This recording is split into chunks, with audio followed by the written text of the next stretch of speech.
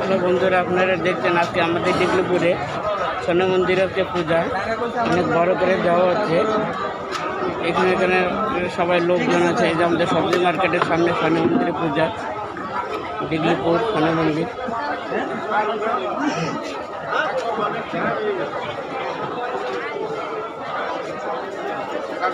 চলে গেছে আর সাফাই বন্ধ নেই।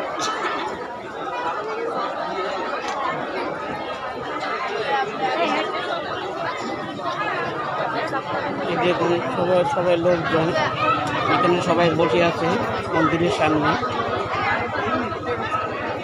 আমাদের ডিগলিপুর শনি মন্দির সবজি মার্কেটের সামনে শনি মন্দির। আজকে এখানে বড় পুজো হচ্ছে।